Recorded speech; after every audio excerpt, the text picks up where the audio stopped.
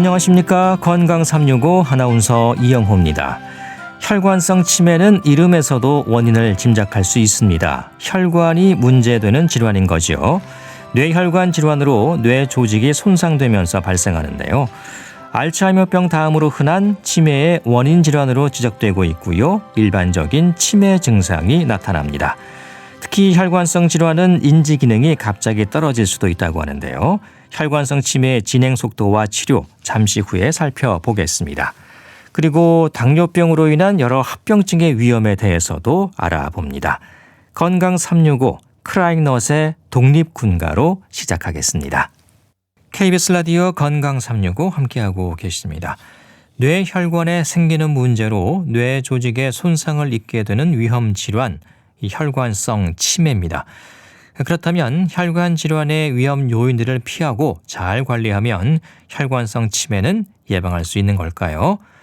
뇌혈관 질환이 원인으로 지적되는 혈관성 치매, 한림대 성심병원 신경과 이민우 교수에게 도움 말씀 듣겠습니다. 교수님 안녕하십니까? 네, 안녕하십니까? 네, 혈관성 치매는 이제 뇌혈관 질환이 원인으로 알고 있습니다. 그럼 이 뇌경색이나 뇌출혈을 앓았던 분들은 혈관성 치매 위험이 더 높을까요? 네, 맞습니다. 아시다시피 뇌경색과 뇌출혈을 통틀어서 우리가 뇌졸중이라고 하죠. 예. 근데 이 뇌졸중이 발생하는 경우에 약 50% 정도 되는 환자분들이 1년 사이에 인지기능 저하가 일어나게 되는데요. 이 중에서 한 20% 정도의 환자가 결국에는 혈관성 치매로 이완되게 됩니다. 그래서 일단은 뇌졸중이 한번 발생하면 장기적으로도 인지 기능이 지속적으로 떨어질 수가 있어서요. 젊으실 때부터 심뇌혈관 위험인자의 조절은 잘 해주시는 게 좋겠습니다. 네. 그러니까 뇌졸중을 겪었던 분들 한 5명 중에 1명꼴로 1년 정도 지나면 혈관성 치매를 겪을 수도 있다는 거네요. 예. 그렇습니다. 적지 않은 비율인 것 같습니다. 예. 그럼 일단 혈관 질환의 위험이 없도록 잘 관리하면 좀 마음을 놓을 수 있을까요? 네, 맞습니다. 사실 일단은 뇌졸중이 생기지 않으면 큰 위험은 없는데요. 예. 그 잘 알려진 뇌졸중의 위험인자가 바로 고혈압, 당뇨, 고지혈증, 그리고 심방세동과 같은 부정맥이 있고 당연히도 흡연 습관이 있습니다. 예. 근데 이런 고혈압이나 당뇨 같은 대부분의 질환들이 초기 단계는 별로 증상이 없거든요. 예. 그래서 이미 돌이킬 수 없을 정도로 악화되었을 때 증상이 발현되는 경우가 많기 때문에 적어도 40대부터는 정기적인 건강검진만이 이런 위험을 조절할 수 있는 중요한 방법이 됩니다. 네. 항상 강조드리지만 고혈압, 고지혈증, 당뇨 이런 혈관 질환의 위험 요인들을 잘 관리하고 또 수치를 확인하셔야겠습니다. 뇌졸중은 이제 뇌경색, 뇌출혈 크게 이렇게 구분되잖아요. 예. 혈관성 치매에서도 출혈성, 허혈성으로 구분된다면서요? 이제 물론 뇌출혈과 뇌경색 이후에 인지기능 저하에 관련된 패턴이라든지 증상이 다를 수는 있는데 사실 이것을 저희가 따로 구분해서 진단하지는 않습니다. 예. 그게 출혈성이 됐던 허혈성이 됐던 뇌졸중 이후에 발생하는 것들을 저희가 혈관성 치매라고 하는 거죠. 근데 이런 혈관성 치매는 뇌졸중이 없어도 말 그대로 혈관성 질환, 그러니까 고혈압 같은 이런 것들에 대한 영향에 의해서 발생하는 모든 종류의 인지저하를 통칭하게 됩니다. 그래서 앞서 계속 설명드렸던 뇌졸중 후 치매, 그러니까 뇌경색이나 뇌출혈, 팔다리 마비 이런 증상이 있었던 뇌졸중이 생긴 이후에 오는 치매뿐만이 아니라 이런 뇌졸중 사건이 없이도 환자분들이 고혈압이라든지 당뇨에 오랫동안 노출되신 분들은 대뇌 속질 백질 변화가 지속적으로 있게 되면서 점진적으로 인지 기능이 떨어지게 됩니다. 예, 그 뇌졸중이 없어도 생길 수 있다는 거잖아요. 예. 그렇죠. 그 출혈성과 허혈성의 차이는 그럼 뭡니까? 사실은 출혈성과 허혈성은 위치에 따라서 인지기능 저하가 오는 패턴이 다른 것이고 그 각각에 따른 특징 크게는 없는데요. 보통 허혈성 같은 경우에는 뇌경색이 오고 잠시 그 부위가 부었다가 그래도 좀 호전이 되는 반면에 출혈성은 지속적으로 피떡이 남아 있어서 그 피떡이 뇌 전체에 염증을 일으키기도 하거든요. 그래서 출혈성 뇌졸중 같은 경우가 증상이 조금 더 심하게 나타나는 편이긴 합니다. 네, 진행 속도는 어떻습니까? 혈관성 치매도 서서히 진행되는 건가요? 만약에 뇌경색이나 뇌출혈이 없이 이제 점진적으로 뇌의 허혈성 변화나 고혈압성 변화가 쌓이게 돼서 생기는 그런 혈관성 치매는 서서히 점진적으로 진행하게 됩니다. 예. 이것은 마치 알츠하이머 치매와 비슷한데요.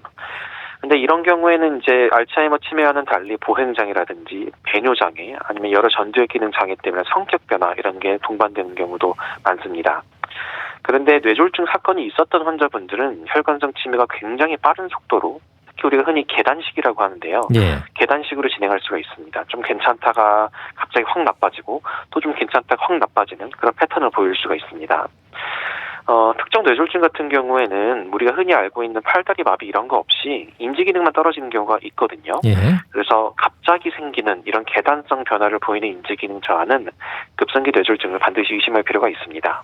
네. 그러니까 특히 이제 뇌졸중을 겪었던 분들이 이런 이제 계단식 진행, 갑자기 급격하게 이런 혈관성 치매가 악화될 수 있다는 거군요. 그렇습니다. 예.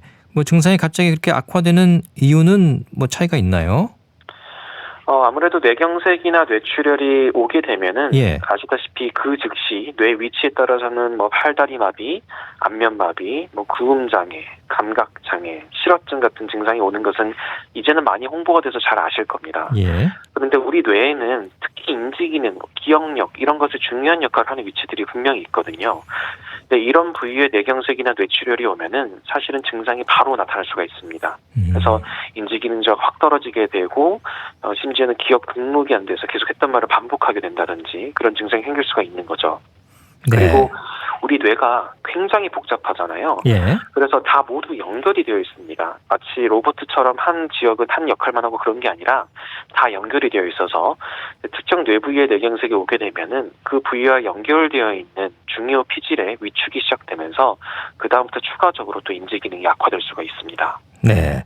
이런 혈관성 치매가 젊은 사람들에게도 혹시 찾아올 수 있습니까?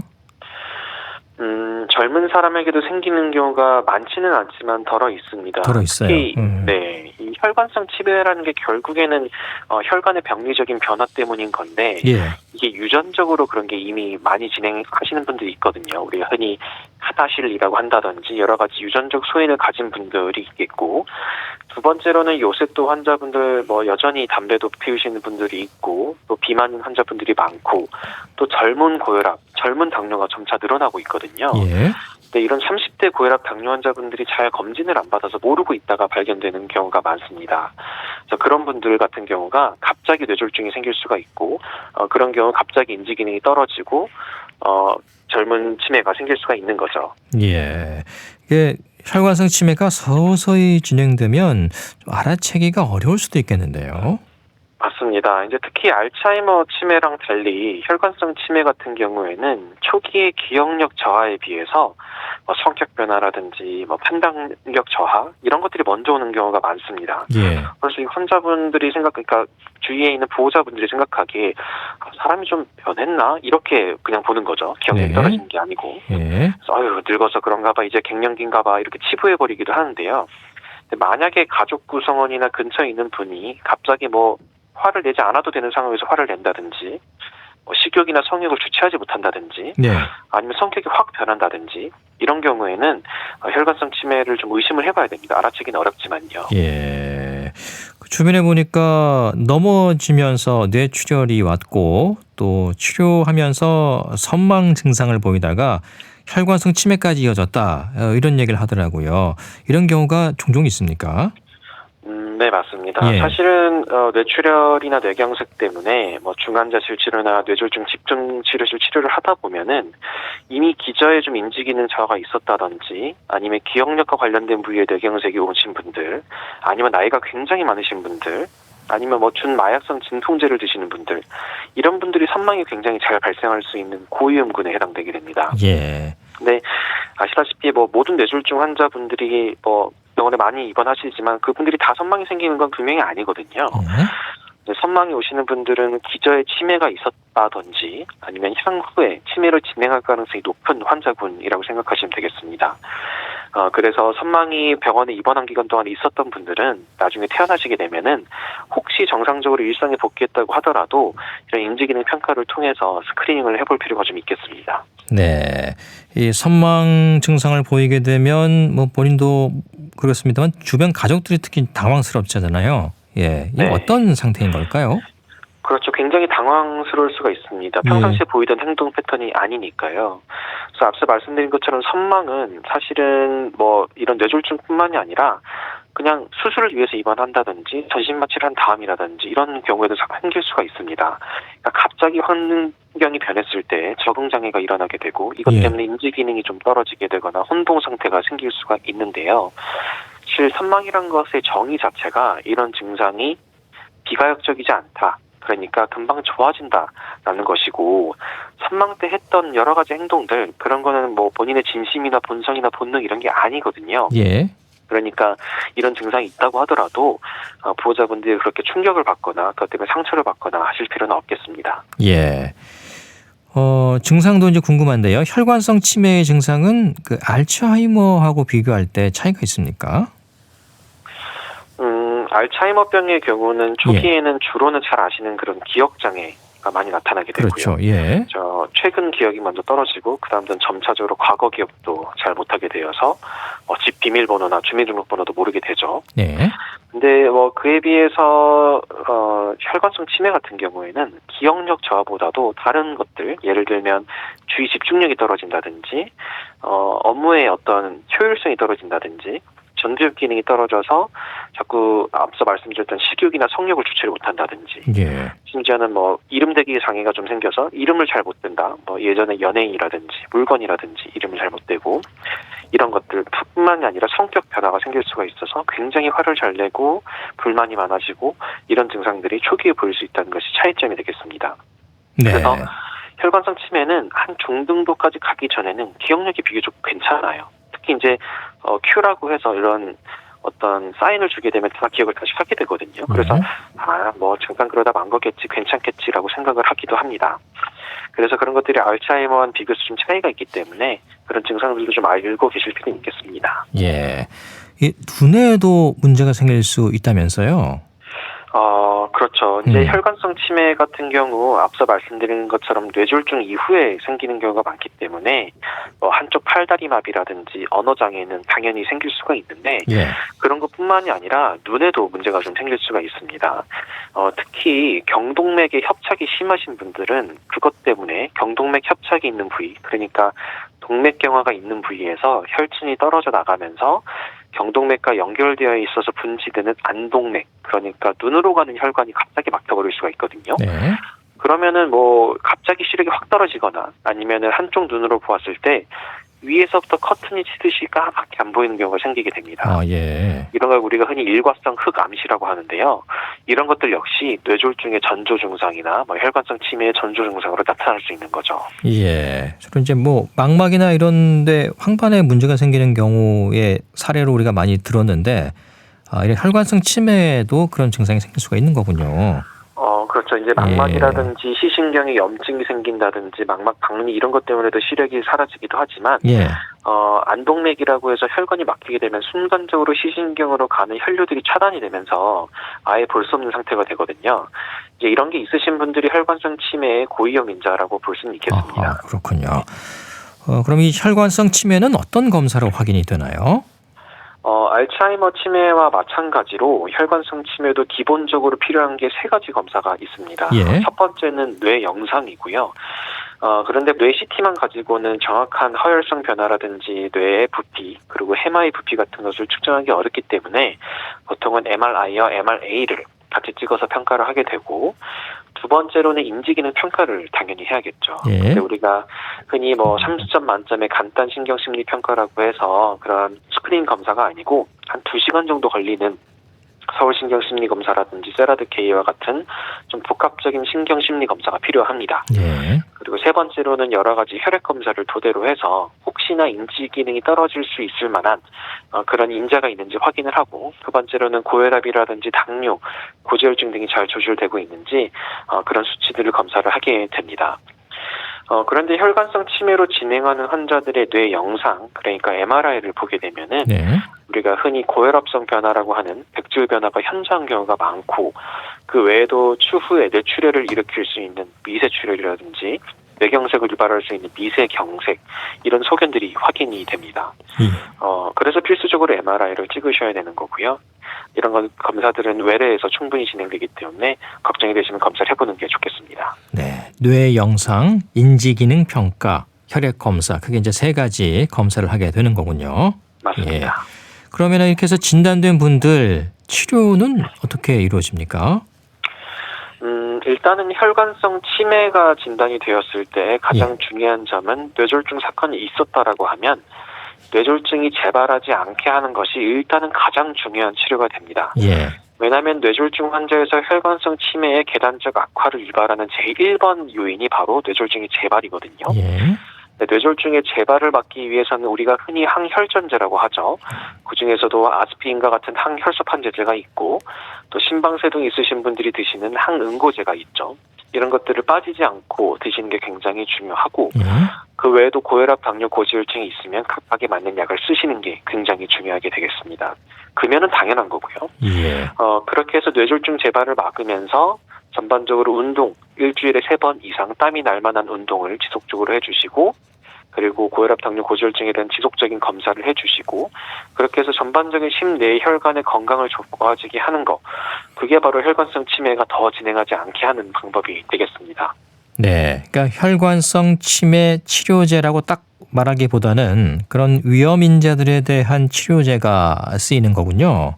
맞습니다. 근데 결국 이러한 위험 인자들이 혈관성 치매만 유발하는 것이 아니라 알츠하이머 치매도 유발을 할 수가 있고, 그러니까 복합 치매로 가는 것을 막아줄 수 있고요. 그리고 앞서 말씀드린 것처럼 뇌졸중이나 심근경색 같은 질환들이 발생하면 인지기능이 더 떨어지기 때문에 이런 위험 인자를 치료하는 게 중요합니다. 그런데 물론 이 혈관성 치매의 증상을 좋아지게 하는 증후 개선제는 있습니다. 예를 들어 기억력을 조금 개선시켜 줄 수 있는 약제라든지, 혈관성 치매에서 나타나는 여러 성격 변화라든지, 난폭해지는 증상들, 이런 것들을 조금 개선시켜 주는 약들이 있기는 하지만, 이제 그런 약들 같은 경우 항경련제라든지 아니면 향정신병 약물이 활용이 되기 때문에, 이런 경우 장기간 그런 약물들을 쓰게 되면 사망률이 높아져서요. 꼭 필요한 경우에만 약을 처방받는 게 중요합니다. 예. 그럼 치료의 목표는 증상을 완화하는 데 있습니까?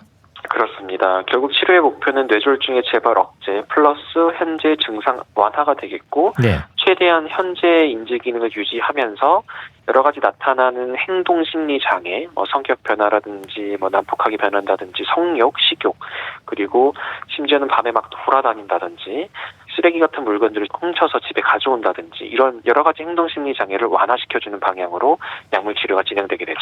예. 혹시 이런 경우도 있습니까? 혈관성 치매와 알츠하이머가 동반되는 이 복합적인 치매도 있습니까? 그렇죠. 이제 사실 아밀로이드라고 하는 단백질의 침착과 해마와 측두엽 위축 등의 특징을 지니는 알츠하이머 치매랑 혈관성 치매는 구분하기가 쉽지만은 않습니다. 그러니까 알츠하이머 치매가 있는 분들에서도 이런 혈관 병변이 동반되는 거 굉장히 많고, 혈관성 치매가 있으신 분들도 알츠하이머병의 병리 소견이 발견되는 경우가 많죠. 왜냐하면 두 개의 질환이 다 비슷한 위험 요인을 공유하기 때문입니다. 그래서 대부분의 치매들이 결국에는 10년 정도가 지나게 되면 결국은 혼합형 치매가 되게 됩니다. 네, 혼합형 치매로 이제 이어질 수 있는 확률이 높아지는 거군요. 그렇죠. 알겠습니다. 또 오랫동안 이 진행을 늦추기 위한 치료가 이어질 텐데요. 오랜 약물 치료 또 입원 생활을 하게 되면 다른 질환의 위험이 더 높아지지 않을까 하는 걱정도 있어요. 물론 뇌졸중을 예방하기 위해서 사용하는 항혈소판제제나 항응고제 같은 경우 장기 복용했을 경우에 위장출혈이나 뇌출혈 같은 여러 부작용들이 어쩔 수 없이 덜어 생기기도 합니다. 근데 그런 위해를 훨씬 뛰어넘는 게 뇌경색에 대한 예방 효과거든요. 그렇기 때문에 뭐 본인의 나이와 그리고 뇌 MRI의 소견 등을 토대로 지속적으로 신경과 주치의와 상의하여서 약물을 변경해가면서 치료하는 것이 권고가 됩니다. 물론 뭐 입원 생활이 굉장히 길어지게 되면은 욕창이라든지 폐렴 그리고 요로 감염과 같은 다른 감염이 합병될 수가 있기 때문에 잘 관리되는 병원에서 간병인이나 간호가 잘 되고 주치의 회진이 잘 이루어지는 병원에 입원하시는 것이 그런 것들을 예방할 수가 있겠습니다. 네, 자, 오늘 혈관성 치매와 관련해서 도움 말씀 들었습니다. 감사합니다. 감사합니다. 네, 한림대 성심병원 신경과 이민우 교수와 함께했습니다. KBS 라디오 건강 365 함께하고 있습니다. 패티김과 기록윤이 함께 부릅니다. 사랑이란 두 글자 듣고 계속 이어갑니다. KBS 라디오 건강 365 함께하고 계십니다. 대사질환의 하나인 당뇨병은 포도당이 소변으로 배출되는 걸 말합니다. 인슐린 분비량이 부족하거나 정상적인 기능이 이루어지지 않으면서 발생하는 문제가 당뇨병의 위험을 높이는 거죠. 특히 당뇨병은 합병증에 대한 걱정이 더해지는 질환으로 알려져 있는데요. 당뇨병의 합병증 위험, 인제대학교 의과대학 가정의학과 김경우 교수께 도움 말씀 듣겠습니다. 교수님 안녕하십니까? 네, 안녕하세요. 네, 당뇨병의 합병증 생각하면 이 혈당이 지나치게 높아서 나타나는 거, 또 반대로 혈당이 너무 낮아서 생기는 증상이 있지 않을까 싶어요. 네, 그렇습니다. 예. 사실 당분 자체는 우리 몸에 굉장히 중요한 에너지원인데요.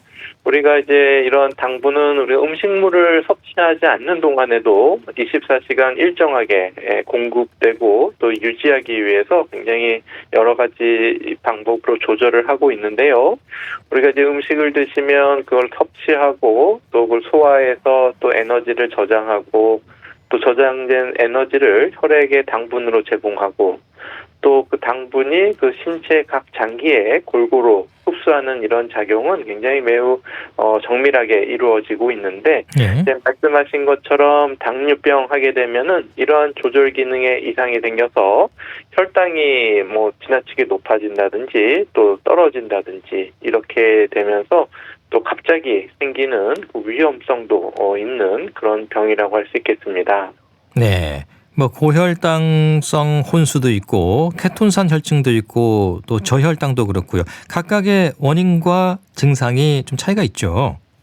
네, 그렇습니다. 우리 당뇨병으로 인해서 갑자기 생길 수 있는 합병증들인데요. 우선 그 고혈당성 혼수는 그 말 자체로 혈당이 너무 지나치게 높아지면서 우리 몸에 탈수가 동반되게 되는데 이렇게 심한 탈수가 생기고 혈당이 너무 높아지면서 우리 몸에 삼투압이라는 수치가 지나치게 올라가게 되면 우리가 의식이 떨어지고 혼수 상태가 되고 또 각 장기의 기능이 멈추게 되는 사망할 수도 있는 위험한 상태가 될 수가 있겠고요. 네.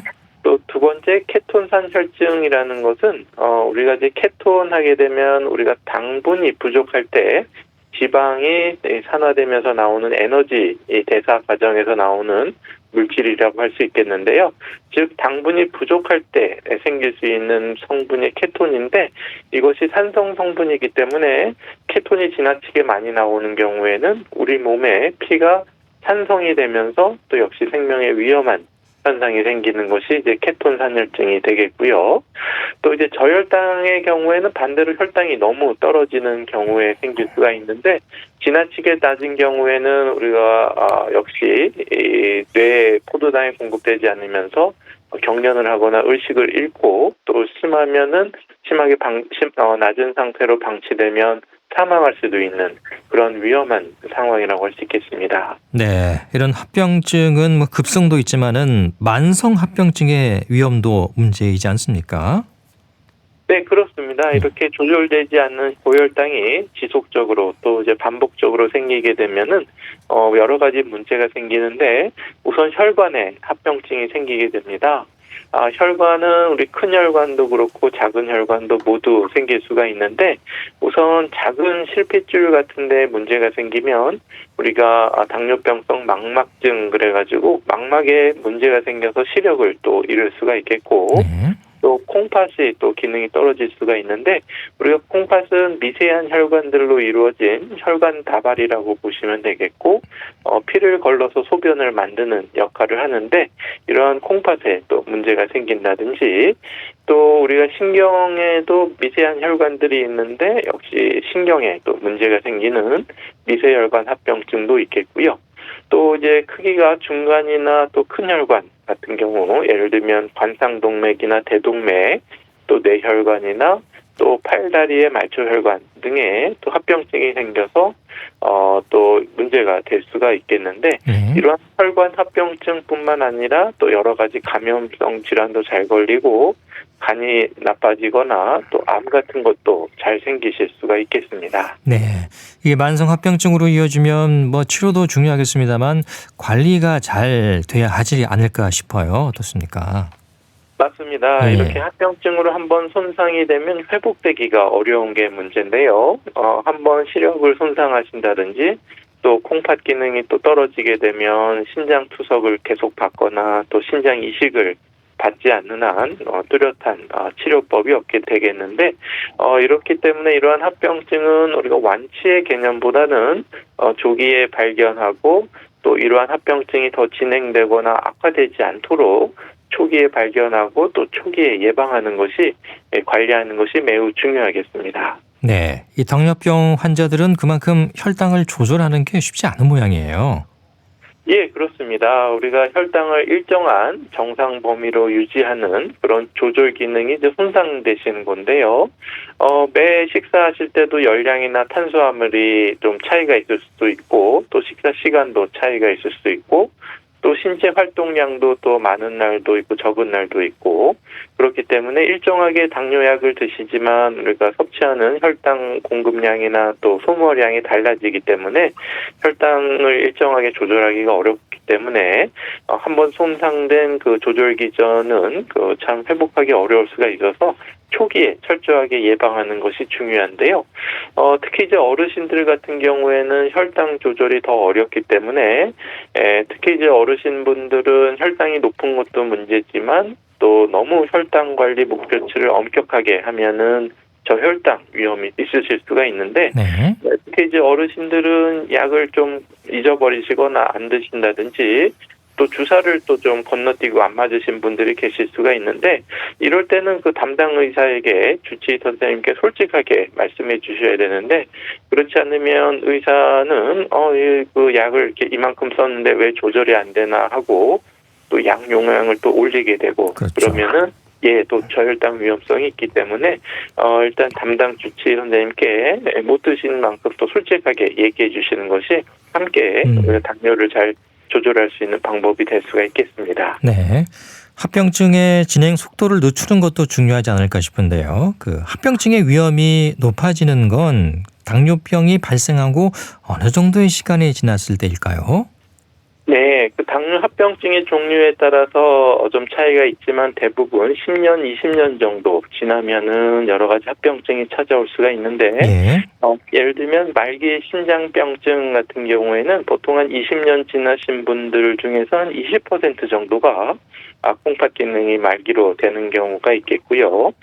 또 우리가 시력을 상실하게 되는 당뇨병성 망막증 같은 경우에는 제2형 당뇨병에서는 한 20년 정도 지나면 절반 이상에서 또 나타나는 것으로 알려져 있는데 이렇게 당뇨병에 대한 합병증은 몇 년 후에 갑자기 생기는 것이 아니라 어떻게 보면 평균적인 기간이기 때문에 사람마다 이러한 합병증이 더 빨리 나타나실 수도 있고 더 늦게 나타나실 수 있는데 아무래도 혈당 조절이라든지 건강관리 수준의 차이에 따라서 합병증 발생 기간이 달라질 수도 있겠고 네. 또 이렇게 증상이 이미 눈이 안 보인다, 콩팥이 나빠졌다 이렇게 병으로 합병증으로 나타나기 전에도 이미 미세한 악화는 꾸준히 몇 년 동안 진행되고 있기 때문에 초기에 잘 관리를 하시는 것이 매우 중요하겠습니다. 네, 심혈관계 질환을 비롯해서 콩팥의 문제 또 눈으로도 올 수 있는 합병증의 위험이 있습니다. 이게 거의 전신으로 다 올 수 있는 모양이에요.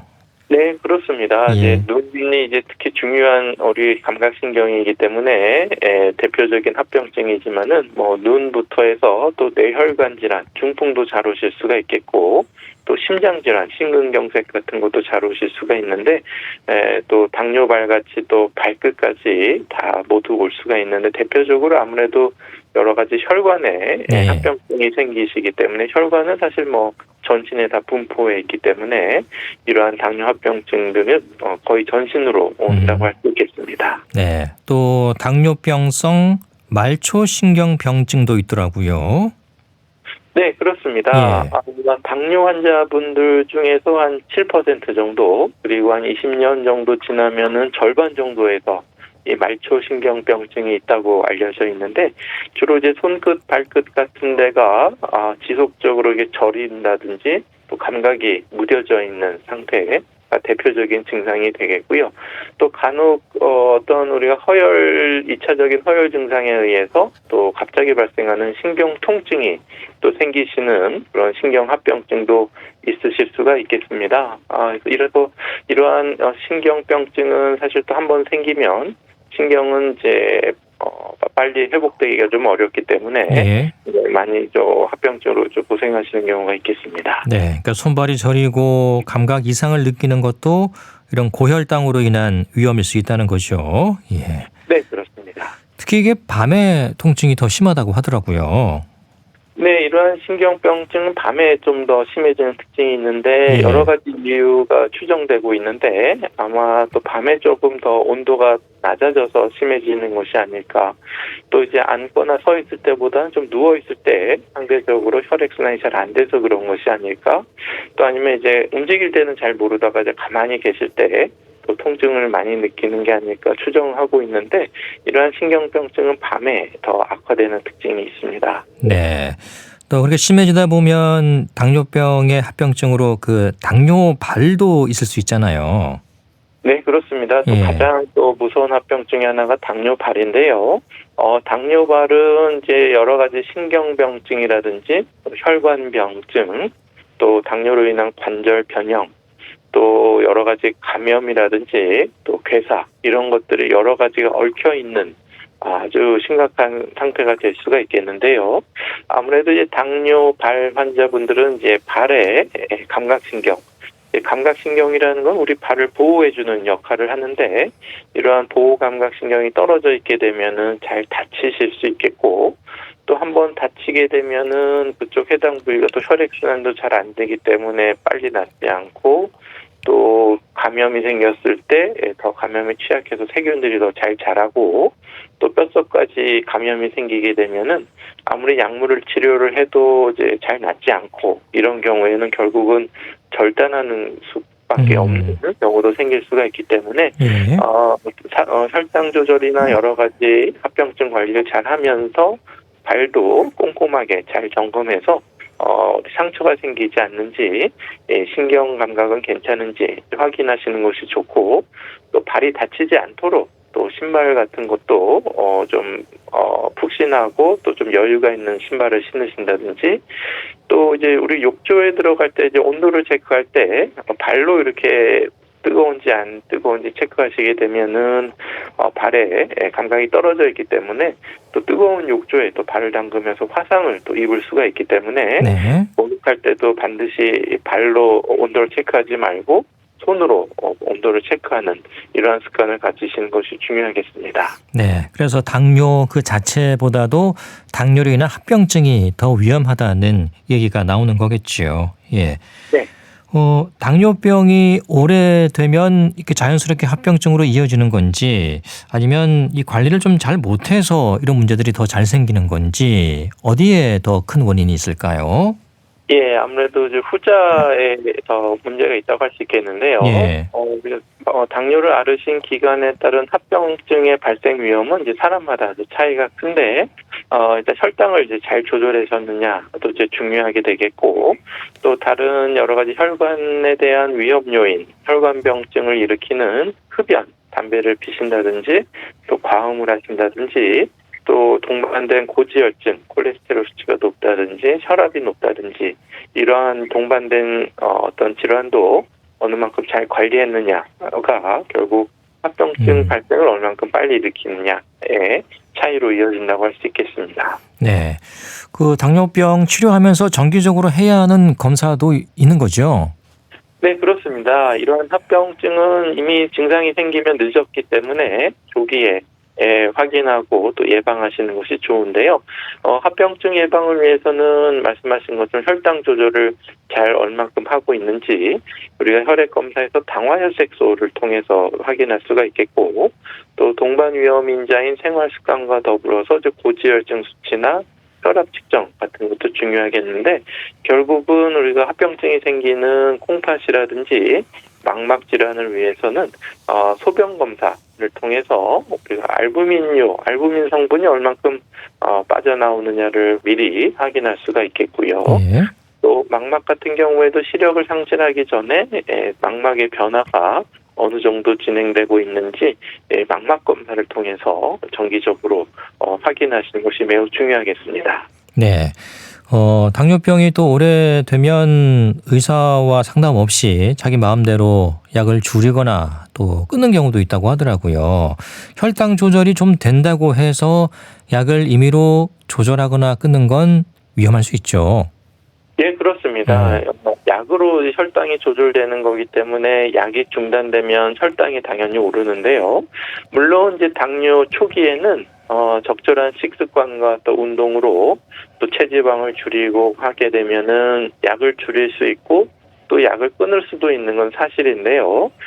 이러한 그 생활 습관은 또 다시 또 악화돼서 체중이 다시 는다든지 또 당뇨가 또 재발하거나 악화된 위험성은 여전히 남아있기 때문에 우리 당뇨는 그 약으로 단기간 치료되는 병은 아니고 약 드셔서 이제 혈당이 좋아졌다는 뜻은 이제 꾸준한 약물 치료가 필요하다는 의미이기 때문에 의사와 상의하면서 약을 조절하고 또 정기적으로 검사를 받으시는 것이 중요하겠습니다. 네. 이 당뇨는 꾸준히 관리하고 또 약을 오랜 기간 드셔야 하잖아요. 예. 약 복용에 있어서 오랜 기간 먹다 보면 위험한 건 없을까요? 뭐 부작용의 위험이랄까요? 네, 대부분은 이제 안전한데요. 예. 당뇨약이 굉장히 종류가 다양하고 또 그 약물마다 이제 장단점이 있는데요. 우리가 초기에 나온 설폰 요소제라는 당뇨약 같은 경우는 우리 췌장의 인슐린 분비를 촉진하는 약물인데 장점으로는 매우 저렴하고 이제 혈당 강화 효과가 매우 우수하지만은 또 반대로는 또 이제 저혈당 위험성이라든지 또 췌장에 인슐린을 분비하는 베타 세포가 점점 빨리 좀 반응이 떨어지는 것이 아닐까 하는 우려가 있을 수도 있고, 또 당뇨약에 따라서 부종이나 체중 증가가 생기는 일부 약물도 있는데요. 최근에는 이러한 약물들이 천천히 오래 작용하는 형태로 개선된다든지 또 다양한 종류의 약물이 먹는 약도 그렇고 또 매우 효과적인 주사제도 개발되어 있기 때문에 네. 본인에게 맞는 효과적이면서도 부작용이 적은 약들을 쓰시는 것이 매우 중요한데 약이 좀 안 맞다고 해서 이렇게 의사나 병원을 자꾸 바꿔서 여기저기 다니시지 마시고 담당치 있게 이제 꾸준히 지속적으로 진료를 받으시면서 효과나 부작용을 보면서 조절하시는 것이 여러 군데 다니시는 것보다 더 효과적이라고 할 수 있겠습니다. 네. 주변에 보면 당뇨 합병증으로 고생하는 분들도 계시고 또 잘 관리하고 나이 들어서도 이겨내면서 저렇게 생활하시는 분들도 계시더라고요. 예전과 비교해서 이런 당뇨병 혈당 조절제라든가 치료 방법이 많이 개선되고 있습니까? 네, 매우 효과가 좋고 또 안전한 약들이 많이 나오고 있고요. 예. 또 말씀하신 것처럼 그 혈당을 초기에 잘 관리하신 분들은 당뇨가 없는 분들보다 더 건강하신 분들도 많아서 오히려 당뇨를 계기로 철저한 식습관 또 운동 조절 또 금연과 또 절주 이런 것들을 실천하시게 되면은 얼마든지 더 건강한 생활을 하실 수가 있는데 물론 이제 이거는 이제 의사와 판단하셔서 이제 당뇨가 어느 정도 심한지 또 합병증이 몰래 조용히 진행되는 것은 없는지 잘 확인하면서 관리하시는 것이 매우 중요하겠습니다. 네. 이 당뇨병으로 인해서 합병증으로 고생하시는 분들 평소에 생활 습관 어떻게 가져가면 좋을까요? 네, 우선 그 혈당 조절이 우선 제일 중요한데요. 또 이제 너무 높지 않은 것도 중요하지만 또 이제 저혈당이 생기지 않는지, 간혹 이제 저혈당 증상으로 이제 식은땀이 나고 또 이제 떨린다든지 뭐 이러한 증상이 생기면 우리가 자가 혈당 측정계를 통해서 그런 증상이 나타날 때 혹시 이것이 저혈당 증상은 아닌가?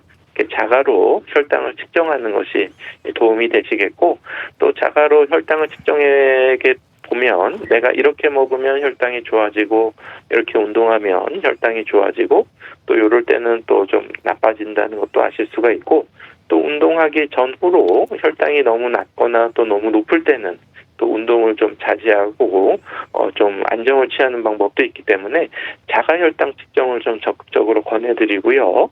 또 이제 이런 혈당뿐만 아니라 이제 동반된 위험 요인, 특히 이제 비만이신 분들 같은 경우에는 뱃살을 줄이기 위해서 식습관 조절, 칼로리를 줄이고 특히 이제 단순당, 정제된 탄수화물 섭취를 제한하시는 노력들이 필요하겠고, 또 이제 담배를 피신다면 절대로 금연하시고 또 술도 줄이거나 금주하시는 것이 매우 중요하겠습니다. 네, 오늘 당뇨 합병증에 대한 말씀 들었습니다. 고맙습니다. 네, 감사합니다. 인제대학교 의과대학 가정의학과 김경우 교수였습니다. KBS 라디오 건강 365 안치환의 광야에서 들으면서 모두 마치겠습니다. 아나운서 이영호였습니다. 고맙습니다.